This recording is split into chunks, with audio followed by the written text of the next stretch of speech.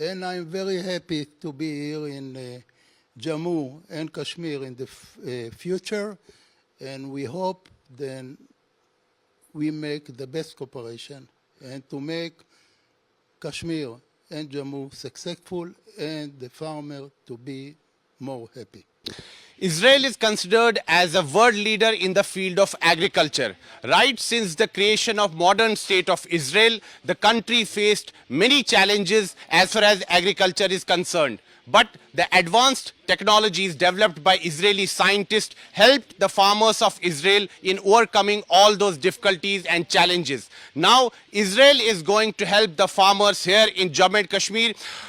Agriculture Attache at the Embassy of Israel in New Delhi, Yair Eshel, is on a visit to Jammu and Kashmir. He is inspecting different areas. He is visiting even border areas. And the plan is to develop a center of excellence here in Jammu region. And the J&K administration is elated over this fact. And the administration is saying that the farmers of Jammu and Kashmir are going to benefit from the Israeli technology. Israel is considered as a world leader in the field of agriculture.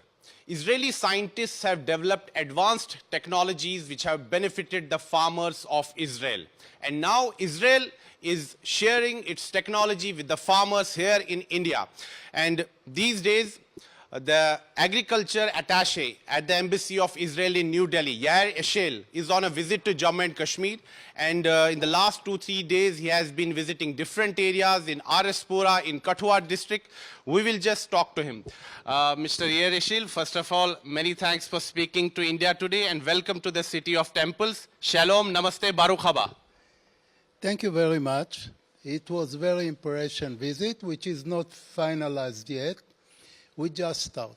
Okay. And we start because both sides want to establish center of excellence here. So that the time it's coming and we have to work. We see 3 locations till now.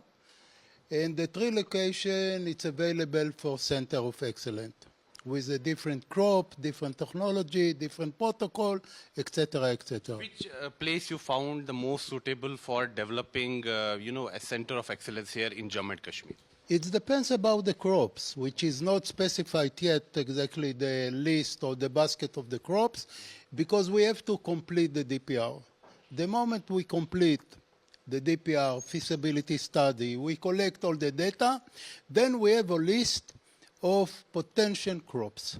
Okay. In the moment we have a list of potential crops for every place, then we can decide which is the priority of the crops. Mm-hmm. Now, priority of the crops, it's split for 2 levels. One level is the basic level, which is the farmer is growing in the area. We have to consider and we have to learn from the farmer what is the crops, what is the future, and what is the problem. The other one is the innovation idea. Right. What is according to the basic, let's say, water analysis, soil analysis, topographic analysis, temperature, radiation, wind, etc., etc. All those data, which maybe it's 100 questions, be allocated together, and then we have the finalized what is available and what is not. Right. We come back and we said, okay, farmer in this area grow A, B, C, D, like, for example, like maize, like cabbage, like maize, like I said already, like rice or like onion, whatever, and we think the potential of the area, it's also growing mango, avocado, citrus, whatever. So you feel that Jammu and Kashmir has a lot of potential when it comes to, development of agriculture? Absolutely. First, the land. The land is fertilizer here. The land is good because it also contains sand, soil. Besides that, our target is to build the new generation in the nursery, because nursery is a key point in agriculture. If we produce a good plant, a good vegetable plant, Then we can supply to the farmer a good quality of plant. Then the farmer, it's elevate. The farmer get good plant on a right season, and they can work different compared to today. Because what I saw, it's, let's say it's tradition. They are sowing the seeds in the field. As what we saw, 25% in germinate, okay? But you put 100% for the seed, you pay for a lot of money for the seed, but germination, it's only 25%. So we have to find the solution and the technology how to bring the plant to the field and to let them, let's say, give a yield by 80%, 85%. This is take all the activity, all the holistic, another step. Sir, we know that Israel has developed many advanced technologies in the field of agriculture, whether it was drip irrigation, soil conservation, and even water recycling and desalination of water. These are very important aspects when it comes to agriculture.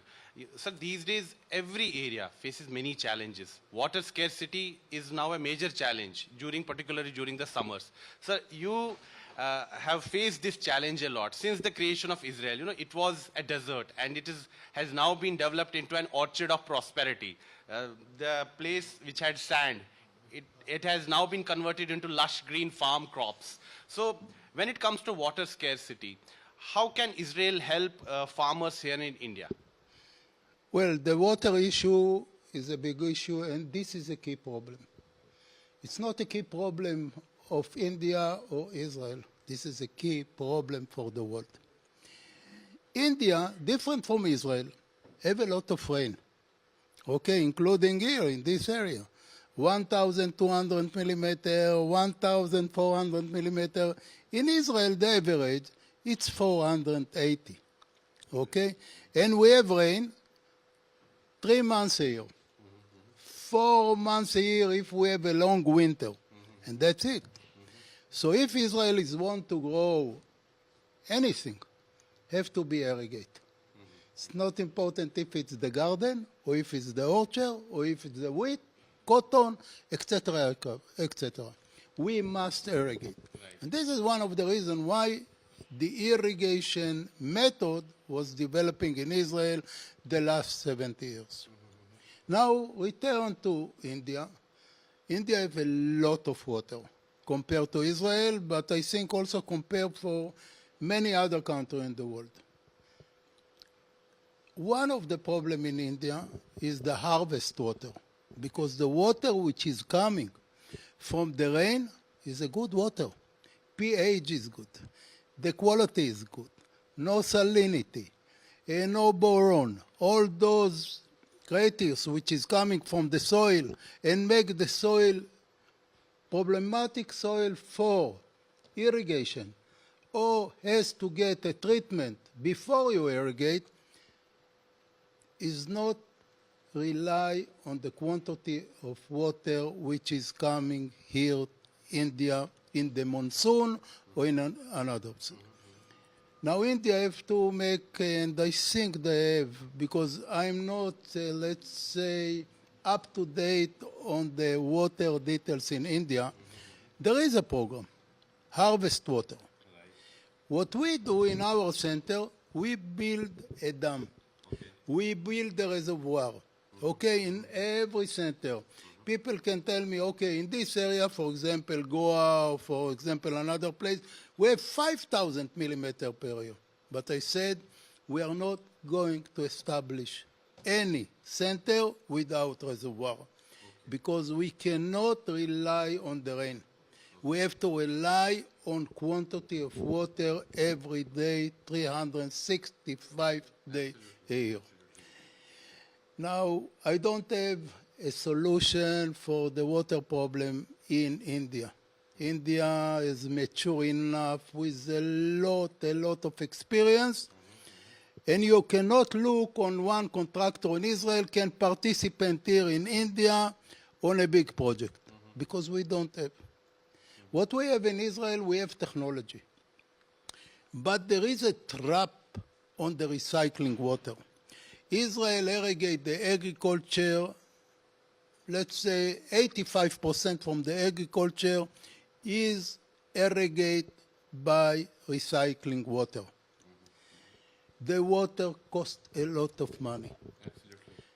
No one in Israel, and I tell you as a farmer, in farming I do garlic and I do olive oil. You have developed three different species of garlic, right? And you have named them after your grandchildren. Yes, let's say I'm guilty. Okay? But I have another four children, grandchildren. They are waiting for the new variety. Okay, so you need to develop some more species. Oh, the problem I have to live many years, maybe 120 years, because it takes. God bless you with a long and healthy life. This is not in my hand. Okay? But let me tell you one sentence about the garlic breeder. It's taken me about 30 years. Okay? Right. To develop only 3 new varieties, which is the first variety which is get the IP in Israel in the last 75 years. Sir, are you also planning to visit Kashmir Valley and Well, this is not in, today we just came now for a meeting. Right. And let's say the key person was decide with the team. We will also get a word from Director Agriculture, Mr. K.K. Sharma. Mr. Sharma, is Mr. Yair Eshel also visiting Kashmir Valley? As of now, he is going to Vaishno Devi, and later on we will decide. In near future? In near future, we will decide. Sir, Yes. sir, you have accompanied him to different areas where he visited, today and yesterday. So just tell me that what kind of interaction he had with the farmers. The type of interaction is very technologically very high, and their knowledge of agriculture and technology is far beyond our knowledge. So you feel that their expertise is going to benefit the farmers here in Jammu and Kashmir? Definitely, agriculture is changing and requirements are changing. We have a mission, vision 2047. We are looking for that vision mission, food requirement, nutritional requirement, farmers' income, entrepreneurship, farmers in agri-business. These are the main things. That's why we have invited these people, and their expertise is to be utilized for the first time in the UT, and they have accepted our request. It is we are grateful. You are hopeful that in the near future a center of excellence is going to come up here in Jammu. Yes, our financial commissioner, additional chief secretary Atal Lulu, has given his consent today. We met him also. He has given his consent, and we will frame a policy and seek approval from Government of India. And if everything will be all right, the center will come up within an year in 2023. It is a possibility. All the best for that. Thank you. Thank you. Sir, India and Israel are celebrating 30 years of, diplomatic relation. The formal relations were developed in 1992, and we can just see that you are having both Indian and Israeli flag on your collar. So, since Narendra Modi became the Prime Minister of India, and he became the first serving Prime Minister of India who visited Israel, and it was Bibi Netanyahu who hosted him in Israel, and we saw great bonhomie between the two leaders. Now, you are here in Jammu and Kashmir, and what a coincidence, Benjamin Netanyahu is again making a comeback as the Prime Minister of Israel. So how do you see the future of India-Israel ties, whether it's the defense cooperation and the agriculture, relations? Well, let's say about the world, relationship between leader is the most important. Politics, all over. A conflict, all over. But if the relationship between the two leaders, or more, is good relationship, honesty, then they can solve everything. Now I can say to our new Prime Minister, Bibi Netanyahu, and your Prime Minister, Mr. Modi, they have a deep relation.